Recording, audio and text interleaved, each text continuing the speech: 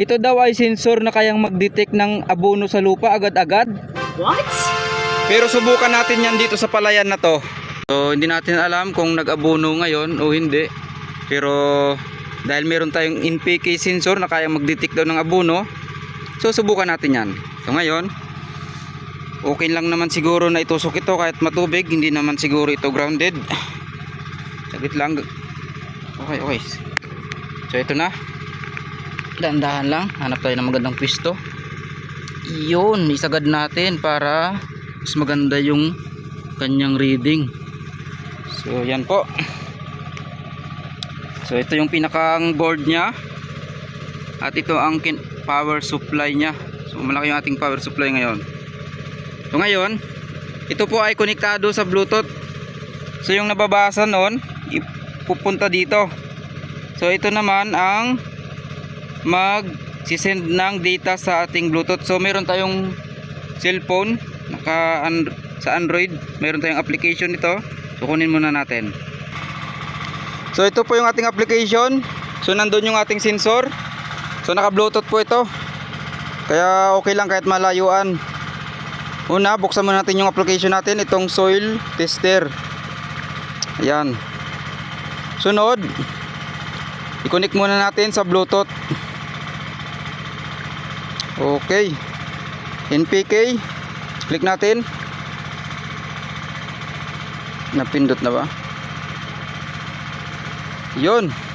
So 0 pa. O yun, nagkakaroon na po ng reading. So mababa yung kanyang nare-read. Ibig sabihin, wala pa talagang abono siguro to. Kung napapansin nyo naman, parang madilaw pa nga eh. So ang nitrogen nya 14%. Ang phosphorus 20%. So ang potassium 41%. So ang fertility nya, kabuuang average nya nasa 25% lang. So for soil po ang status nito. So ito pong palayan na to ay mukhang wala pa nga talagang abono. So yun ang na-detect ng sensor na ito eh. So parang wala pa nga talaga kasi madilaw pa. Pansin nyo naman yung kulay ng palay. So subukan natin kung talagang gumagana talaga ito. Ngayon, bubunutin natin yung sensor. Titingnan natin kung bababa yung reading nya. Saglit lang. Tingnan natin muna. Okay. Mababa talaga.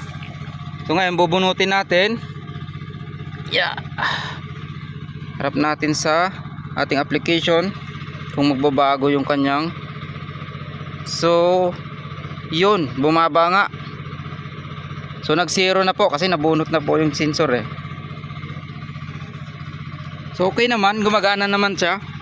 Pero hindi natin sigurado kung accurate ba ito o wala sa ngayon, wala tayong abono na pwedeng ilagay dyan para malaman natin kung gumagana siya kung tataas ang reading niya kapag nilagyan natin to ng abono. So sa susunod na video na lang po siguro babantayan natin kung mag-aabono sila, saka ititest po natin to. So yan po. So itong sensor na to ay tatlo ang kanyang probe. So meron na rin po siyang application. So maganda nga ito sa mga smart farming. Talagang advanced na. Hindi na natin kailangan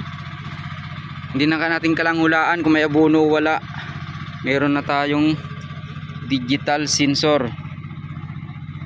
So yan po yung pinaka board nya. Ito yung ESP32. Ito naman ang TTL converter.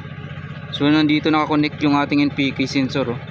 Yung blue sa base, yung A, yung yellow sa A. So pinapagana po pala itong sensor na ito ng 12 volts. Ito po adapter nya, 12 volts. Then itong ESP32 naman, nanggaling naman siya dun sa output ng ating power source na 5 volts o 5 volts po to. So sa ngayon po yun lang muna po. So yun lang po, salamat.